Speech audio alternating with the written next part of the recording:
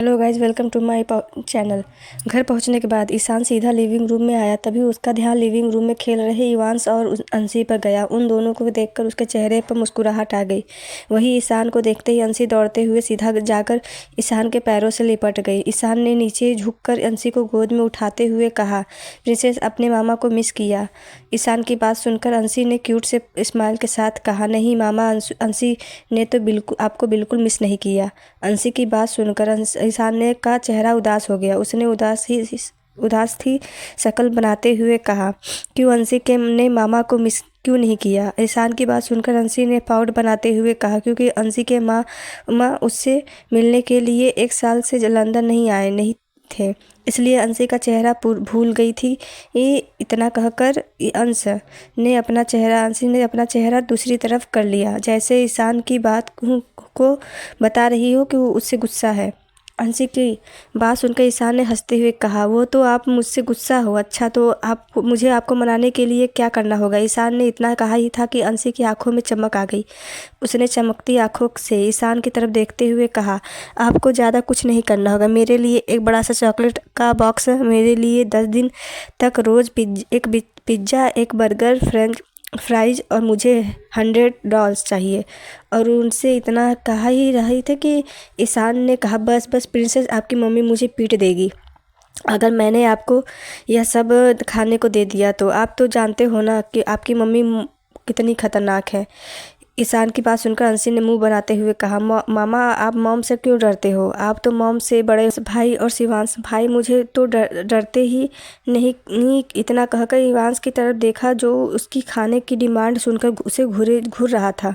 अंशी ने दांत पीसते हुए दिखाते हुए कम, इवांश भाई, मैं तो मजाक कर रही थी, आप जानते हो ना। अंशी की बात सुनकर इवांश ने उसे घूरते हुए कहा, और खाने के बारे में सोचना भी मत, वरना शिवांश भाई अब मॉम को बता दूंगा, फिर वो तुम्हारे साथ क्या करेंगे और क्या नहीं, ये तुम ही देखना होगा।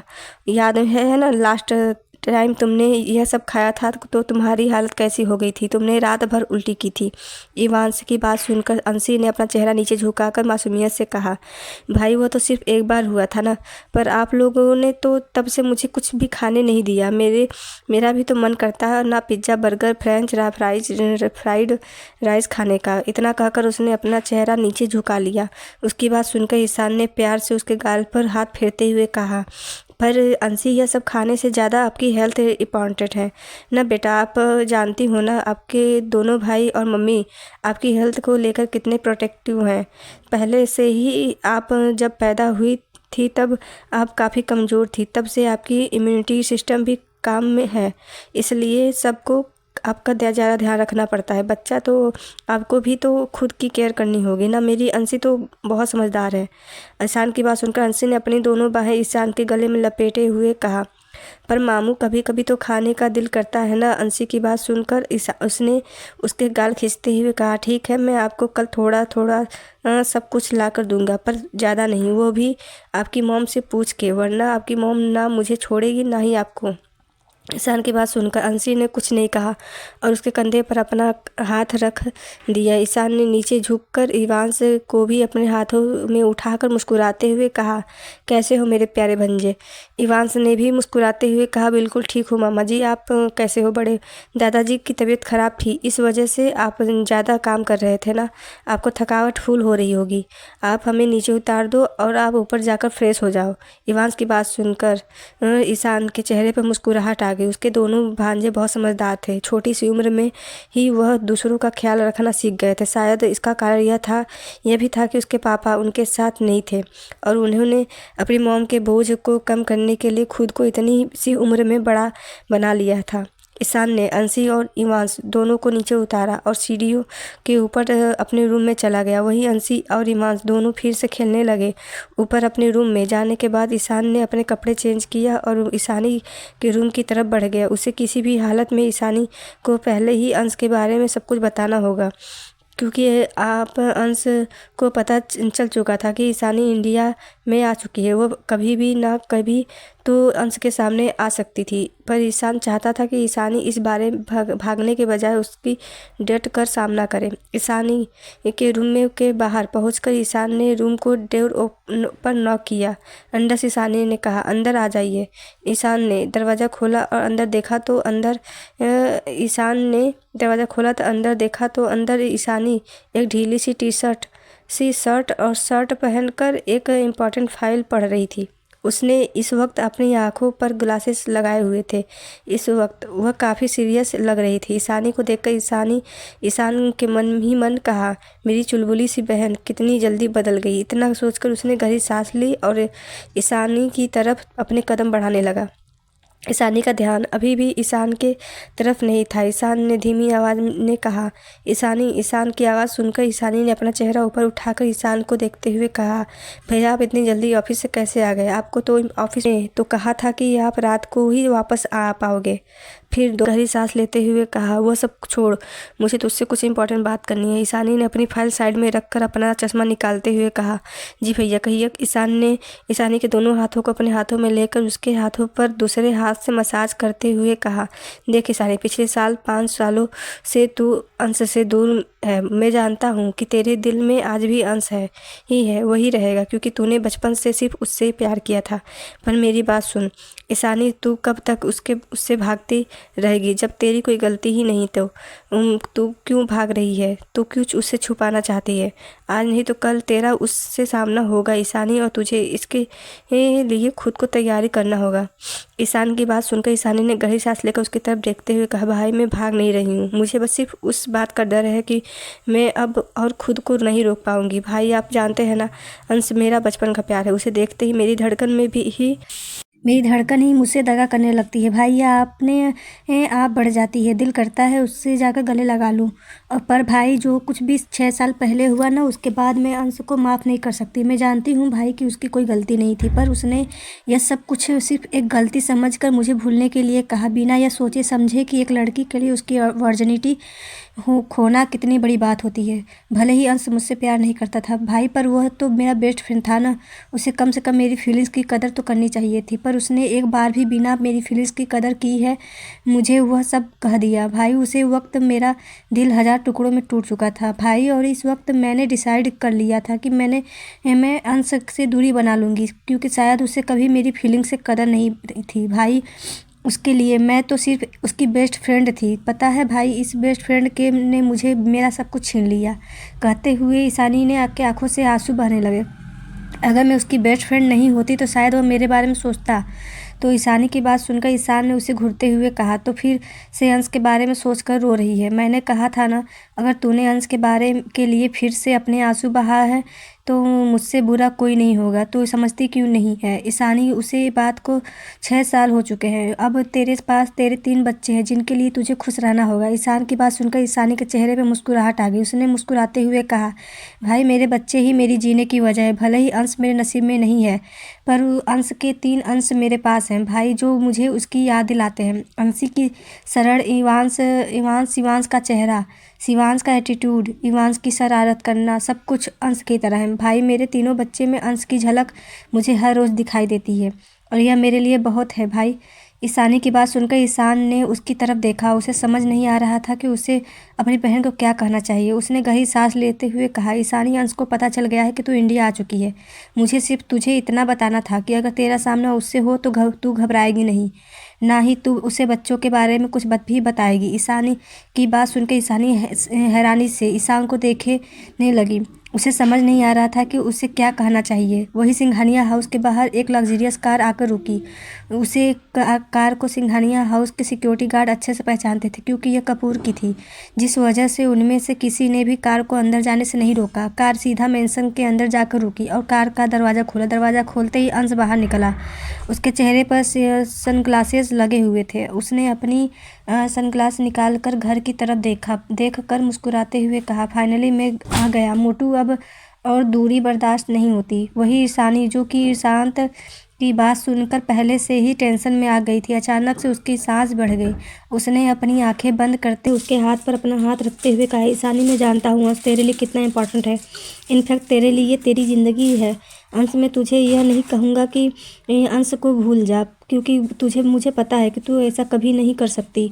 अगर तुझे उसे भूला तो होता तू शायद बच्चों के पीछे कपूर सरनेम ना लगाती। मैंने तुझे बच्चों को कपूर सरनेम देने से भी नहीं रोका। परेशानी मेरी बात कान खोलकर सुन ले। अंश तेरे लायक नहीं है ईशानी। तू जितना हो सके अंश से दूर रहे। हो सकता है कि तेरा उस सामना आज हो या फिर कल हो, या पर तुझे उसका सामना डट के करना है। और बच्चों के बारे में उसे पता नहीं चलना चाहिए। ईशानी कपूर फैमिली अपने परिवार के बच्चों को पाने के लिए कुछ भी कर सकता है। भले ही वह लोग बहुत अच्छे हैं, पर जब उन्हें पता चलेगा कि उनके तीन वारिस हैं तो वह लोग हमसे बच्चों को छीनने की कोशिश ज़रूर करेंगे। ईशानी मेरी बात ठीक से सोच। ईशान की बात सुनकर ईशानी ने घबराती हुई आवाज़ में कहा, ऐसा नहीं होगा भाई, वह मेरे बच्चे हैं। वह लोग मुझे मेरे बच्चों को कैसे छीन सकते हैं। ईशानी की आवाज़ भारी हो गई थी। ईशानी के लिए उसकी पूरी दुनिया ही उसके तीनों बच्चे थे। ईशान ने जब देखा कि ईशानी रोने ही वाली थी, तब उसने ईशानी का चेहरा अपने हाथों में पकड़कर प्यार से कहा, ईशानी कोई तुझसे तेरे बच्चों को नहीं छीन सकता, और अगर किसी ने कोशिश भी की तो तेरा भाई है तुझे और तेरे बच्चों को बचाने के लिए। तो बस मुझ पर भरोसा रख।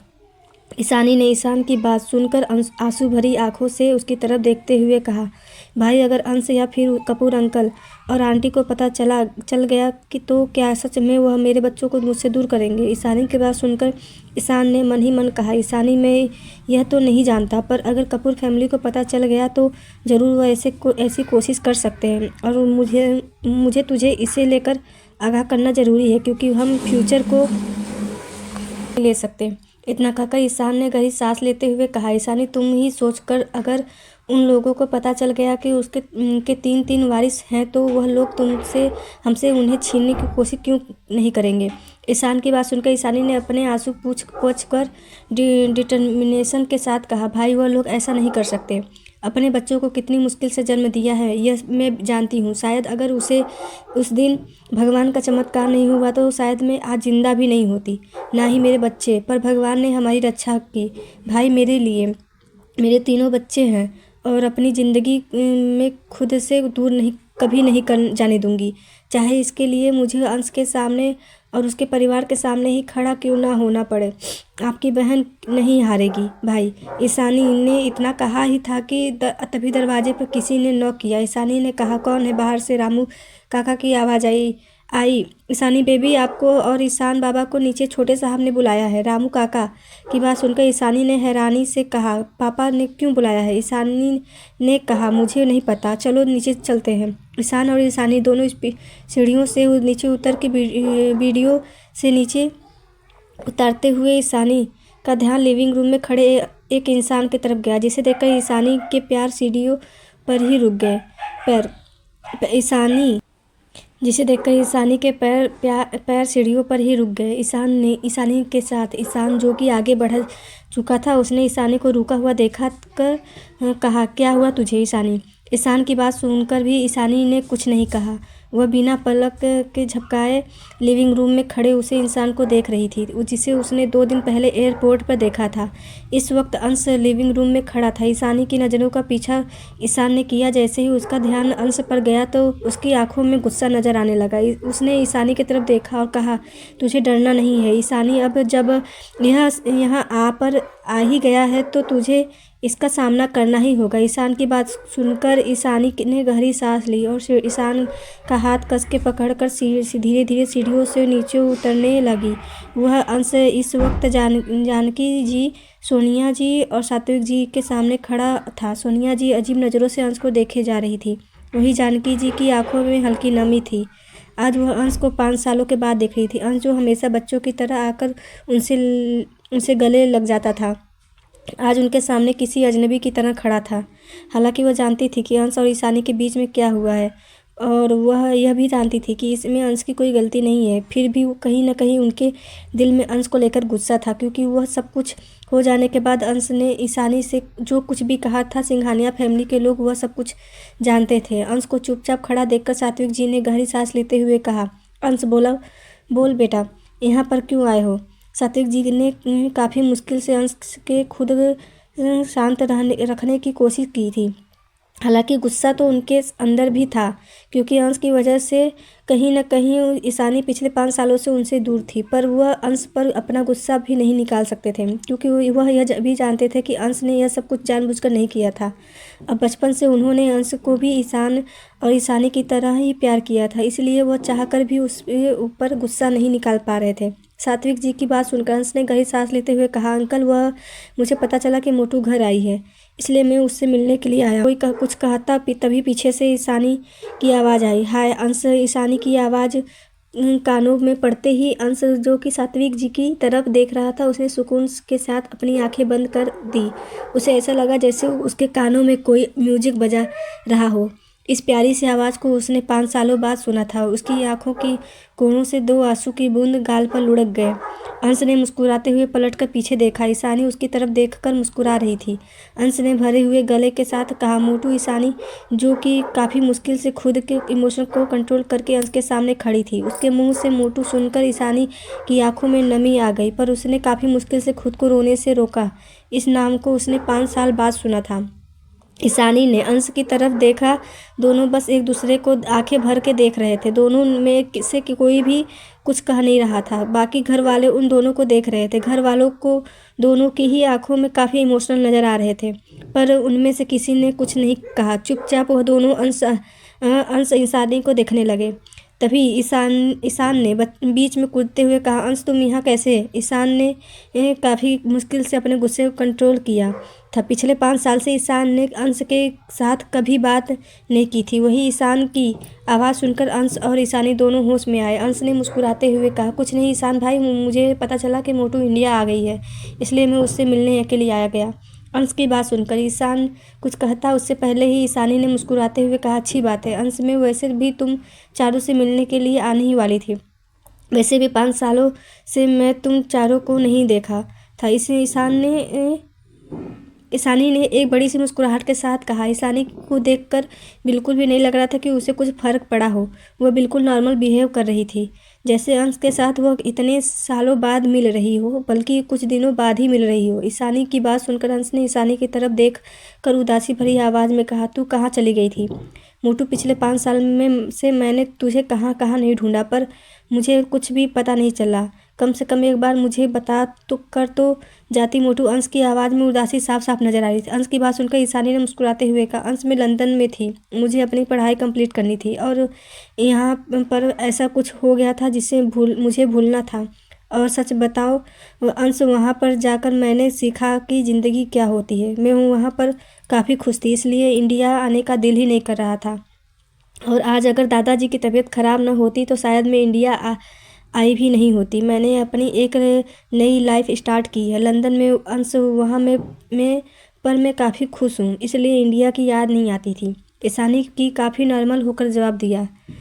ईशानी इसकी बात सुनकर अंश ने भरे गले के साथ कहा, और मेरी भी याद नहीं आई मोटू। अंश की बात सुनकर ईशानी की तरफ देखा। अंश की आंखों में हल्के आंसू की घनी को नज़र आ गए थे। ईशानी ने काफ़ी मुश्किल से अपने आंसू कंट्रोल करते हुए कहा, वहाँ पर मेरी लाइफ काफ़ी अच्छी थी आज, इसलिए मुझे किसी की याद नहीं आई।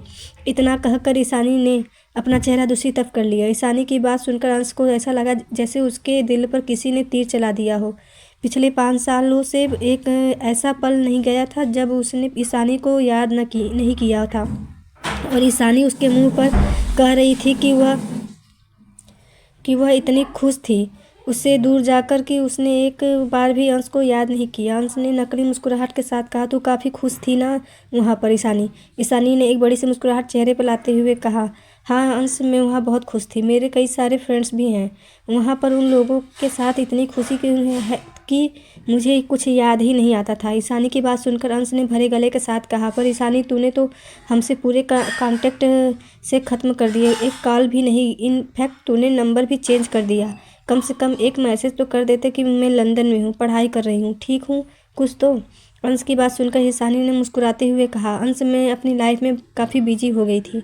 वैसे भी तुम भी तो अपनी लाइफ में बिजी होगी इतनी गर्लफ्रेंड के साथ। ईशानी ने एक बड़ी सी मुस्कुराहट के साथ कहा।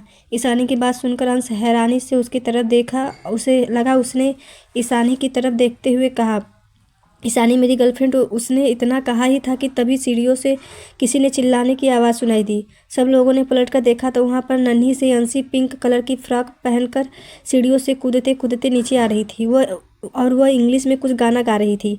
वह भी जोर जोर से। अंशी को नीचे आता देखकर ईशानी की सांस थम गई। वहीं अंश की आंखें अंशी पर टिक गई। उसने मन ही मन कहा, मैंने इस क्यूट लिटिल डॉल को तो एयरपोर्ट पर देखा था, यह यहाँ पर क्या कर रही है। ईशानी ने मन ही मन कहा, उसने उनसे नीचे क्यों